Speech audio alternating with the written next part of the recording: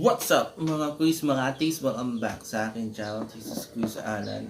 At ngayon araw papanoorin natin yung video galing sa the Netherlands kung saan nagsalita nga si Sara Duterte, yung Vice Presidente ng ating bansa na ngayon ay wala, diba? Hindi natin nararamdaman. At nagkaroon ng rally sa the Netherlands at maraming dumalo na mga supporters ni Digong o ng mga Duterte. So, pakinggan natin to at mamaya bibigyan ko ng reaction to. Okay? So, let's go!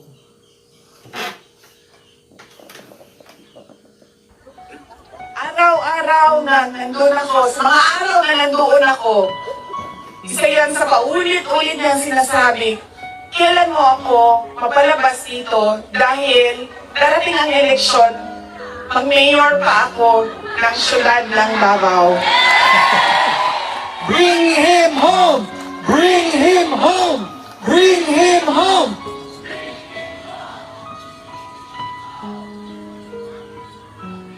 At yun ang gusto niya. Gusto niyang umuwi. Sinabi ko din sa kanya yon pa. Sabi ko, yung kagustuhan mo na umuwi, yan din yung katapusan ng buhay mo. Magiging Ninoy Aquino Junior ka. At sinabi niya sa akin, sabi niya, kung ganyan ang kapalaran ko, then so be it. Basta lang mauwi ako sa Pilipinas. Kaya,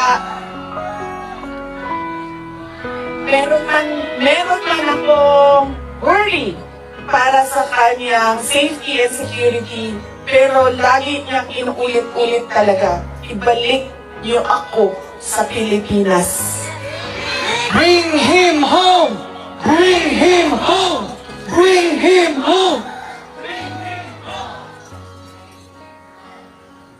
Nagtatanong marami, ano bang pwede magawa? Huwag natin tigilan ang panawagan sa gobyerno natin sa Pilipinas at sa lahat ng gobyerno na nakikinig at dito sa ICC na ipaalam sa kanila na mali ang ginawa kay Pangulong Rodrigo Duterte.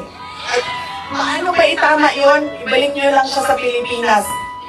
Ituloy nyo lang yung kaso, walang problema. Ibalik nyo lang siya. Bring him home! Bring him home!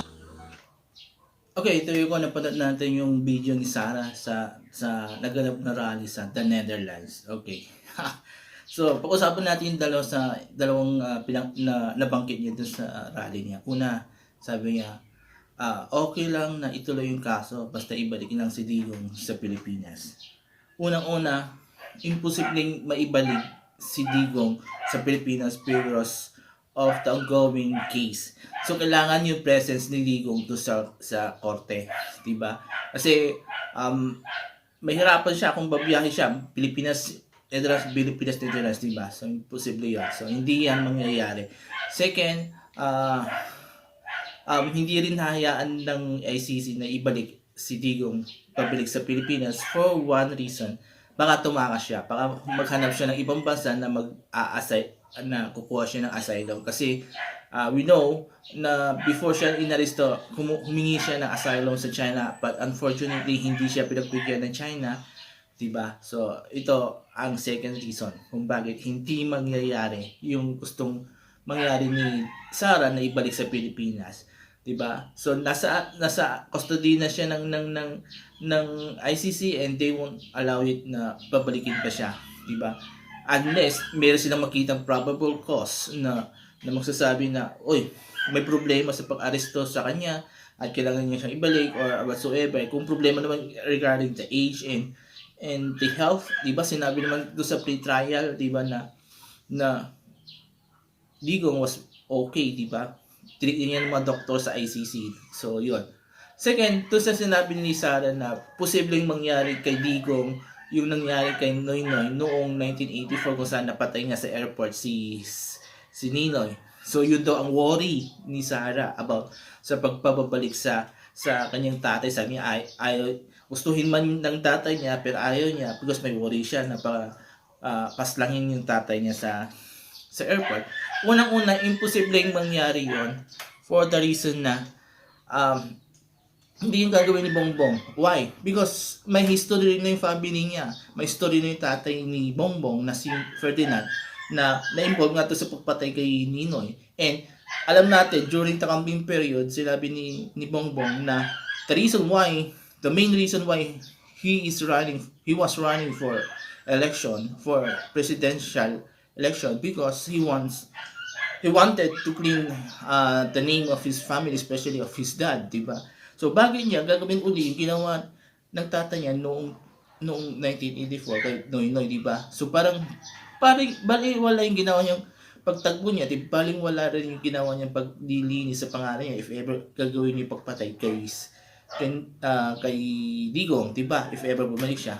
Second reason kung bakit imposibleng mangyari yon is pakumprehin natin yung si Ninoy sa si Digong. Si Ninoy, before naupo si Ferdinand Marcos, he was already fighting for the rights of people. Diba?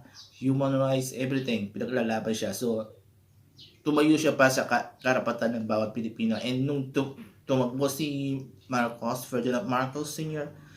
at naging presidente at dineklara yung martial law, Ninoy is one of the few people na tumayo at lumaban to sa martial law because niya matatanggalan ng karapatan yung mga mamamayan ng Pilipino. And he was accused by the government na involved siya sa Miranda bombing. He was accused for being involved sa mga NPA and so on and so forth. So yun, then he was detained in the Philippines for the accusations na hindi naman niya ginawa. Then after that, pina-exile siya sa US na ang ginamit na reason ay yung pagkakaroon niya sakit sa puso. Well, actually, may sakit sa puso si Ninoy Tetay, pero yung pinagayakan siya sa pagpunta sa Amerika, pero yun nga, nag-excel nga sila sa US, diba? Then after years, bumalik si Ninoy. So, and there, inutos nga patayin si Ninoy.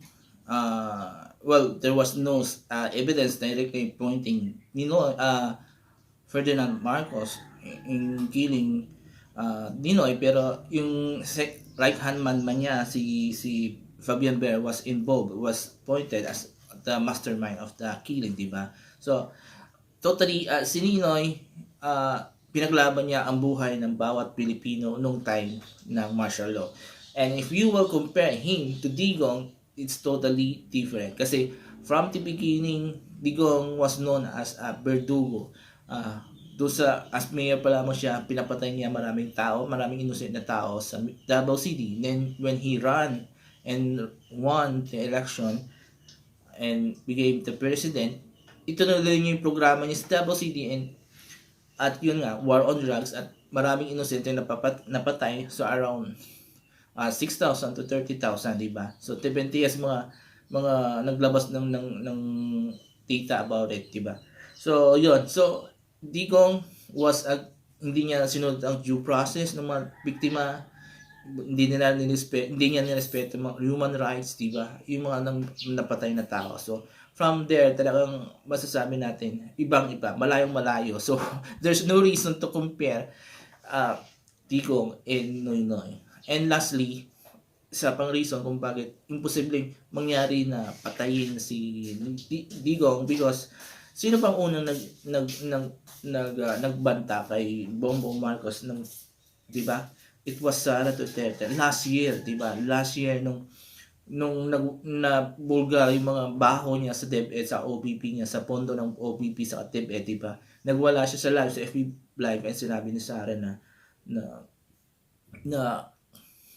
if mapatay daw siya, meron siyang hinire na killer to kill Bongbong and Lisa and Martha Romualdez. So sino pa yung mayroong chances na pumatay, magbanta na pumatay, di ba? It was Sara. So yung ginagawa ngayon ni Sara, pinabaliktad niya lahat yung naratibo na pinapalabas niya na sila yung pamilya ng Duterte ang biktima, pero ang realidad sila yung burdugo, sila yung may gagawa ng kakuluhan sa Pilipinas, di ba?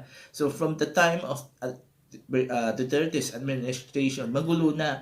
Tapos dito, panahon ni Bongbong, gumugulo kasi itong ginagawa ng mag-ama na to, na si Sara sa si Digong, di ba, sa panggugulo nila.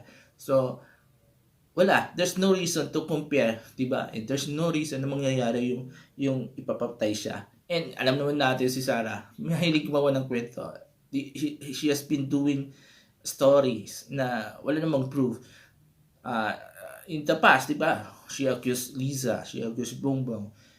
Even his dad accuses Bongbong, pero ni isa wala silang may labas na strong evidence to prove their claim against these people.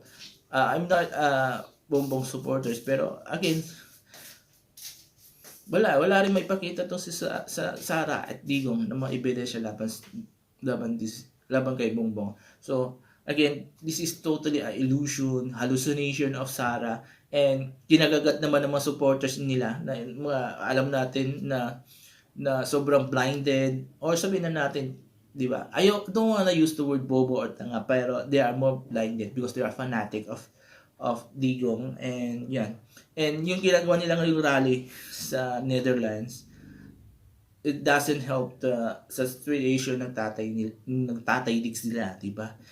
Pinapost pa nila. And sinabi na yun ng attorney sa ICC, si Attorney Conti, di ba, na hindi nakakatulong yung ginagawa ng pagrarally, yung kung ano pagpunta nila sa mga account ng judge asking for the help or para palayain or pauwiin si Digong, di ba? It will help. This is not a local court natin na nadadaan sa kanyan.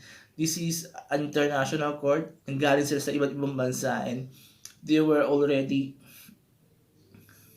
marami na silang pagtaan ng korte and kaso, and hindi sila matadala sa mga ganito, di ba? Hindi sila matadala sa ganitong klaseng drama ng mga Duterte. And what effect, honestly, what effect itong mga drama ng Duterte na to, and even her and their supporters, hindi siya nakakatulong, hindi siya maganda. Kaya kung ako sa inyo mga DDS supporters, better stop these stupid things na ginagawa nyo sa the Netherlands, because like I've said, hindi nakakatulong. And second, maging thankful na lang kayo na sa ICC siya ililitis. Why? Because maganda yung facility, di ba? I think wala gagastusin yung pamilyang Duterte regarding that, kasi from doctor, the medicine, the house, wala. And even I heard that ICC will pay for the 3 attorneys o lawyers ng Duterte para ipagtanggol sila. So very lucky nila, ang swerte nila. Kung dito sa Pilipinas yung ililitis, anong gusto nyo? Di ba? Magkulong ito sa mga kulungan kagaya ng kulungan ni De Lima, di ba? At baka, di ba? Siguro ang gusto niya lang talaga mapalayas Digong, di ba? At makalaya doon sa kasalanan na ginawa niya. So, yun lang siguro nakikita kong reason kung bakit gusto niyo papaligid. Pero again, you should be thankful. Mga DDS, be thankful na si Digong nasa The Hague siya, maayos ang kalagayan niya, at huwag na lang kayo magpadala sa drama ng anak niya at ng mga alipores niya, because hindi siya nakakatulong sa inyo, hindi nakakatulong sa Pilipinas, diba? It worsen, at especially hindi nakakatulong sa tatay niyo. It worsen the situation. So yun ang masasabi ko dito sa nangyayari dito dito sa video na pinakita ko sa inyo. So itong masasabi ko, I hope sana may stop na to. It's not helping, diba? So, there you go. Maraming salamat. I hope na gusto nyo itong pag-react ko dito sa video ni Sara sa rally nila sa The Hague. And kung gusto nyo mag-comment kayo sa baba, and I will read all your comments. And also, this is my first political and reaction video. So, kung kilala nyo na ako, I've been doing sa mga reaction videos, mga entertainment in the past. And actually, until now, gumagawa pa rin ako sa different channel ko. Here, I decided na iba tayo. So, more of political and current events tayo mag-react. So, there you go. So, maraming salamat sa lahat. Have a nice day, and bye-bye.